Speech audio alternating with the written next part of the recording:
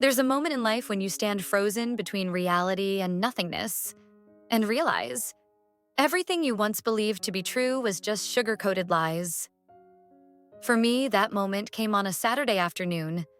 I was holding a small bag of groceries, climbing the stairs of an old apartment building, planning to surprise my little sister after months apart. I hadn't told her I was coming. I thought it would be a sweet surprise. I had no idea that I was about to step into a room where my heart would be shattered and my life forever turned upside down. The door opened, and time stood still. Matt, my husband, was the one standing there. Not my sister, not her roommate. But Matt, the man I had lived with for almost 6 years. The man I called my husband, my safe place, my everything. His eyes locked onto mine, stunned, wide, full of fear. His white shirt was half-buttoned, collar crumpled, and the faint scent of his usual cologne lingered in the air. And behind him stood Riley, my sister, with messy hair, bare feet, and both hands wrapped around her stomach, as if trying to hide something. I looked at them. They said nothing. They didn't have to. The truth was already screaming at me, loud, sharp, and merciless, like a knife straight through my chest. I didn't scream. I didn't cry. I just turned around and collapsed onto the hallway floor of the 3rd floor, where cold wind still howled through the broken windows. I vaguely remember someone calling my name, but everything drowned in a thick, dark fog, like another world was pulling me under. When I opened my eyes again, I was in a hospital bed. The soft light above me flickered, and the man in a white coat sitting nearby looked at me with heavy compassion. He placed his hand gently on my shoulder. And in that instant, I didn't need to hear anything else. I knew I had lost everything. People say betrayal is like a knife in the back, but for me, betrayal didn't come from behind. It came from the front, from the very faces I loved most, the very eyes that once looked at me with absolute trust. My name is Elena, and I was the victim of a nightmare. The betrayer? My husband. The man I once believed would walk with me until the end of time. And the accomplice was my own sister. The little girl I once carried, raised, and gave up so much of my youth to love and protect. And the cruelest twist of all?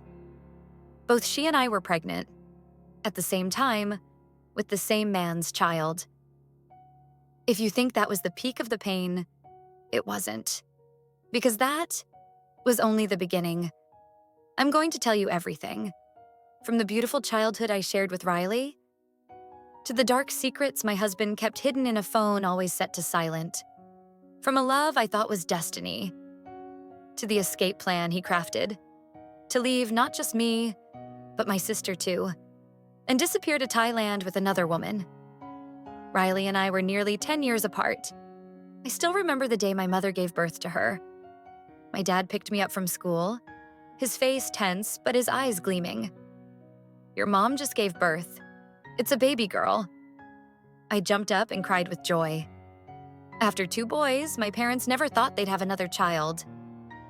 Riley arrived like a late blessing. Tiny, red, soft as dough, wrapped in a cream-colored towel. I loved her from the very first moment. No, not just love. I adored her, worshipped her. I set alarms every night to help feed her on time. I used my allowance to buy her little hair bows, tiny dresses, or a fluffy pink teddy bear. I took hundreds of photos of baby Riley, made a scrapbook by hand, and wrote captions like, "Riley, the greatest gift of my life." I never once felt bothered by her. On the contrary, I was happy to do anything for her. When Riley turned 6, I was 16, in high school, and had just been awarded a full scholarship to my dream university in another state. On the day I packed to leave, Riley clung to my leg, crying uncontrollably. "Don't go, please. Stay home with me." I picked her up, wiped her tears, and promised, "I'll call you every night, and every holiday I'll come home and tell you all about college." And I kept that promise. No matter how busy I was, Classes, part-time jobs, learning to live away from home. I still called her every night. She told me about school, friends, and how she was mad at Mom for not letting her eat candy before dinner. I told her about lectures, late-night parties, and the colorful chaos of college life. She always said, "When I grow up, I'm going to your college too." I met Matt on a crisp October evening at an outdoor party for seniors. He was the DJ, long, wavy hair, a leather jacket casually slung over his shoulders, and a smile that made my heart skip a beat. I wasn't someone who believed in love at first sight. But with Matt, it wasn't loud or explosive. It was warm, like background music on a cold, windy night. We fell in love in the most ordinary way, pulling all-nighters studying, cooking together on a rickety stovetop in our rented apartment, and scraping by on our part-time wages. Matt was always patient when I talked about Riley, my baby sister, the light of my life. He even once said, "I can't wait to meet her. You talk about her so much, it feels like I already know her." On the day I graduated, my whole family flew in to attend the ceremony. Riley was 13 by then, taller, more grown up, but her eyes still sparkled like the little girl I left behind. And when she met Matt, her gaze changed. At first, I thought it was just a harmless teenage crush. She blushed, fidgeted, grew shy every time he spoke to her. It made me smile, because I wanted the two people I loved the most, my future husband and my sister, to get along well. What I didn't know was that this very innocence, this very trust, would one day turn into the knife that stabbed me in the back. My life with Matt was peaceful after graduation. We rented a modest apartment, split every bill, worked hard, saved for the future. I landed my first full-time job. Matt was hired by a growing tech company. Riley still called me every week. When something upset her at school, when her best friend moved away, when she failed PE, I was always the first person she reached out to. I was her sister, her safe place, the one she trusted unconditionally. And I believed, with all my heart, that she would never do anything to hurt me. Matt and I got married on a warm spring morning. It wasn't a lavish wedding, but everything was perfect. A garden full of green, golden lights strung above, laughter from friends and family. My father didn't cry during the ceremony, but I knew he cried later that night. Riley was my maid of honor. She wore the pastel blue dress I picked for her hair in a neat bun, her eyes sparkling the whole day. After the ceremony, she ran up to hug me, buried her face in my shoulder, and whispered, "I'm so proud of you." I held her close. If someone had told me back then that one day, she would sleep with my husband, I swear I would have punched them in the face for even thinking it. We moved into a bigger apartment. Matt stayed at his job. I quit mine. Not because I was lazy, but because I had a dream: to start my own natural skincare brand. During my teenage years, I had severe hormonal acne. Through trial and error, I had learned to make my own soaps, shampoos, and face masks using clean, natural ingredients. From a tiny idea, I began experimenting with formulas, packaging them, and launching an online store. Matt supported me wholeheartedly. He didn't just cheer me on. He helped set up the website, manage the paperwork, even stayed up late sticking labels with me. My business grew quickly, thanks to both product quality and the soap-making videos I posted on TikTok, which went viral. I started getting steady orders, loyal customers, and real profits. For the first time since getting married, I didn't just feel like Matt's wife. I felt like Elena, a woman with ambition and strength. As for Riley, she was no longer the bubbly little girl who told me stories about school. When she turned 17, her best friend, a girl who had been her neighbor, her shadow, even her sleepover buddy since they were kids, died in a car accident. They had gone out that night. The car crashed. Riley survived. Her friend didn't. From that day forward, Riley was never the same. I came home just in time for the funeral. Riley didn't cry. Her eyes were dry, her face pale. She wouldn't look at anyone, wouldn't eat. She just curled up on her bed and sat there all day, silent as if her soul had left her body. I tried everything. Telling funny stories, cooking her favorite dishes, buying books, playing old songs. But she remained silent, as if the girl I once knew was gone. After 3 weeks, she started sneaking out at night, hanging out with people I'd never seen before. My mom called me in tears. She's changed. She's smoking, talking back, skipping school. Matt and I came home again. This time, Riley was unrecognizable. Dressed provocatively, heavy makeup, headphones in, sitting at the dinner table without even glancing at me. I pulled her outside to the backyard, tried to talk. She stared at me, eyes cold as ice. "You don't understand me. You don't know what it's like to lose everything." It felt like a slap in the face. I didn't argue, because deep down I understood. And I told myself she was hurting. She needed compassion. We tried to get her into therapy. She resisted, then ran away. Then came back looking skinny, eyes red, bruises on her arms. One night, my mom called again, voice trembling. Riley tried to kill herself. She overdosed on sleeping pills. She's at the hospital. I dropped the phone, then ran. After that, our family made the painful decision to put Riley in rehab. For addiction, for mental health support. There were no other options. She was only 18, with a future fading fast. It broke me, tore at my heart. But I was also exhausted, because every time I reached out to pull Riley back, she pushed me further away. I returned to work, tried to rebuild something like normal. Matt at the time was still the picture-perfect husband. He went to work on time, helped me pack orders, never raised his voice. But he started taking more business trips, and every time he returned, something felt off. A different scent of cologne, scratches on his shirts, the forced smile when I asked about his trips. I never suspected infidelity, not once. I thought maybe it was just work stress, or maybe he was still affected by everything happening with Riley. I thought I could still trust him, like I always had. Then one day, Matt went on a 3-day trip. I felt lonely. So I decided to visit Riley. She had recently moved in with a friend.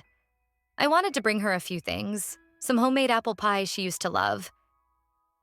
And maybe, just maybe, rebuild a little piece of what we'd lost. I had no idea. I was about to walk into a room that would shatter my entire world. It was a Saturday afternoon. The weather was nice. I stopped by a small bakery to pick up the pie. I told myself, be kind. Hug her. Tell her you're not angry, just worried. I didn't call ahead. Part of me feared she might refuse to see me, and part of me wanted to surprise her. Like when we were kids and I used to hide little gifts in her pencil case. I knocked. Once, twice, a third time. I heard rushed footsteps from inside. Then, click! The door swung open. And in that moment, everything I knew collapsed. Matthew, not Riley, not her roommate. Matt, my husband, the man who was supposedly in Seattle on a work trip. The same man who had just called me the night before and said, "I miss you." He stood there, face pale like a criminal caught in the act. His shirt was unbuttoned, collar wrinkled, hair still wet like he'd just showered. There was a scent of unfamiliar perfume lingering in the air.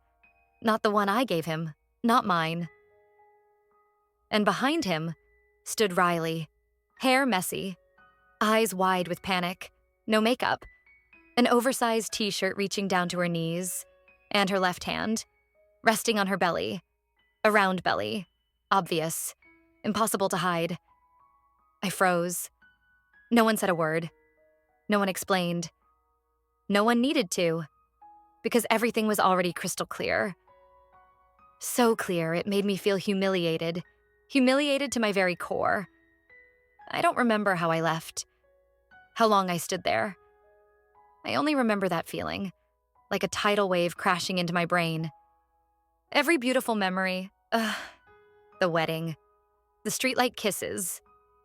The nights I held Riley through heartbreak. All of it shattered. I collapsed in the hallway. A sharp pain tore through my stomach. Someone screamed. Voices called my name, flashing lights.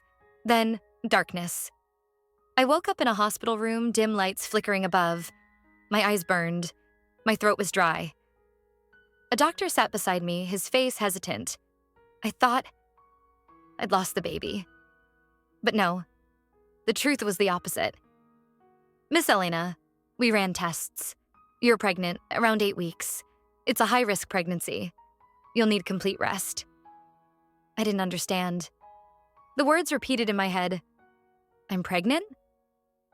Me, the woman who had tried for 3 years, tracking every cycle, peeing on dozens of sticks, taking every supplement imaginable.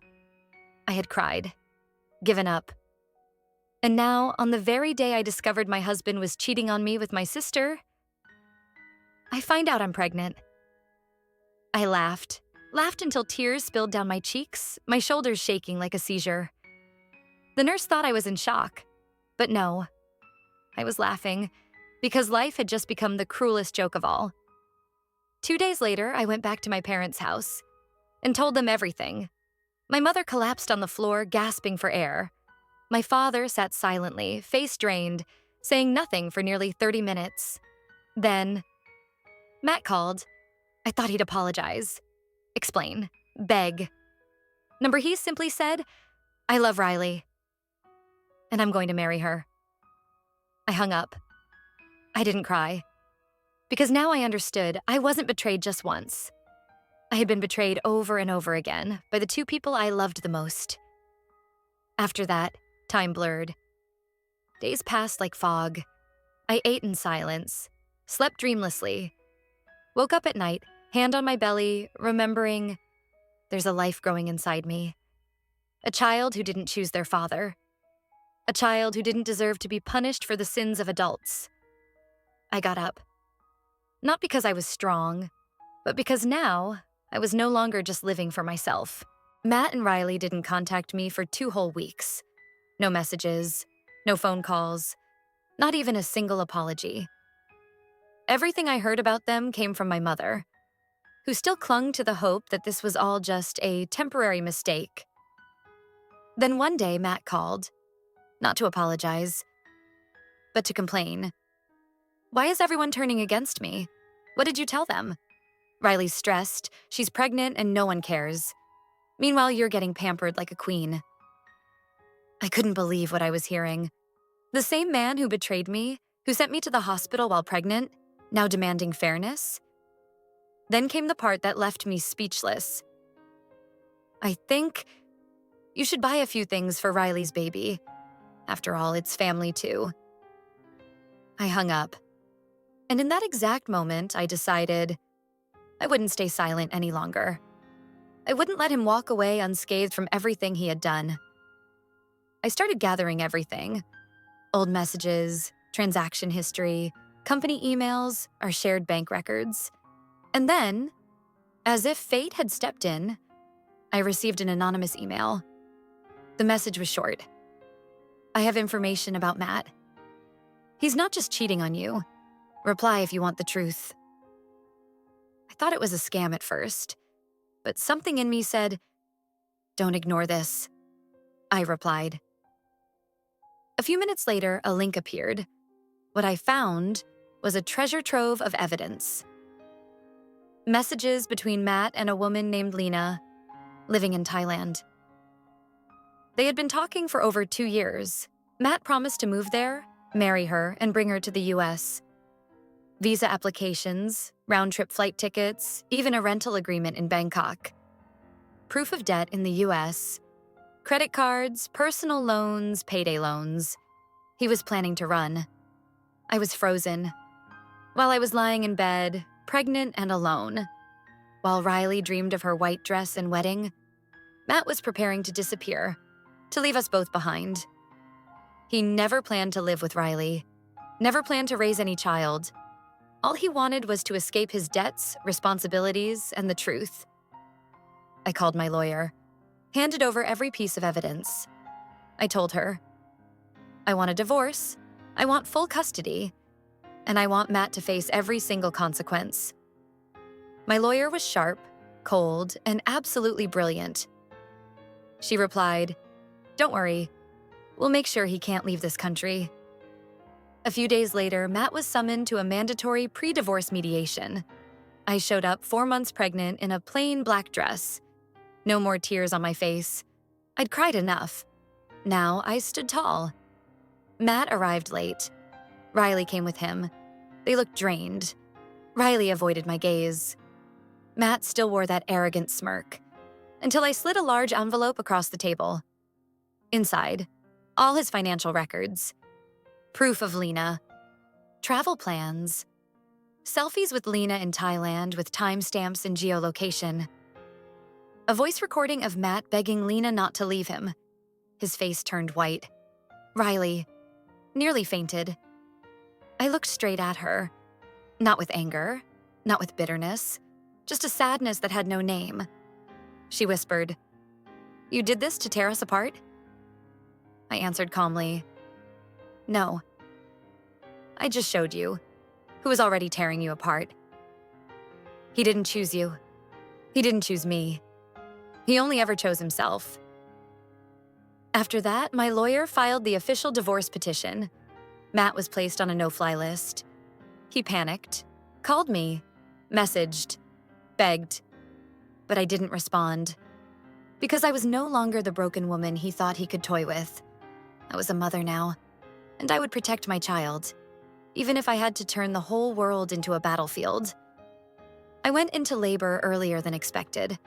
The doctor said I had mild preeclampsia, high blood pressure, irregular heartbeat. I wasn't afraid for myself, only for the tiny baby inside me. The only living thing still tied to me by a thread of real love. It was an emergency C-section, and then I heard her cry. Software, fragile, but clear. My daughter was born, tiny, premature, but alive. I couldn't hold back the tears. They soaked the white pillow beneath my head. But they weren't tears of pain. They were the tears of a mother born for the second time. Matt never came to the hospital. No text, no call. I wasn't surprised, just relieved. My family was there, my parents, a few close friends.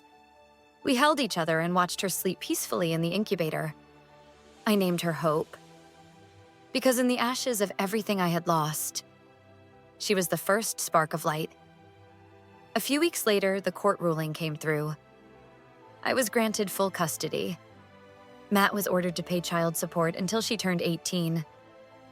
He was banned from contacting us without legal supervision. His bankruptcy claim was denied due to signs of fraud. The man who once thought he'd start fresh in Thailand now faced a mountain of legal consequences at home. I won, but not because I wanted revenge. I just wanted my life back. Riley gave birth almost 2 months before me. When my mother brought her to visit, I said nothing. I didn't go to the hospital, didn't send gifts, just one message. "You hurt me. But I don't want your child to grow up unloved. Be a better mother than the woman you once were." She never replied. A few days later, Mom told me Riley cried a lot. Said I had ruined her life. She doesn't understand. Maybe she never will. Or maybe she will. The first time she sees her child betrayed. I don't need Riley to forgive me. I'm not sure I can ever forgive her. But I've learned to set that burden down so I can move forward. Now, every morning, I wake up, make myself a cup of tea, and watch my daughter sleeping in her crib. Face peaceful, as if the world has never been cruel. I don't know where life will take me. I don't know who I'll love again. But I know this. I'm strong enough to keep walking, and my daughter will grow up knowing. Her mother wasn't perfect, but she once rose from hell and never bowed her head again. This is her side of the story of a woman who was betrayed, not once, but twice, by the two people she loved most, but she didn't let the pain define her. She turned it into the fire that helped her live again. Stronger, braver, and full of hope. Thank you for listening. If you're carrying a scar, a wound, or a betrayal that hasn't healed, remember this: you are not alone. And you can write your story too.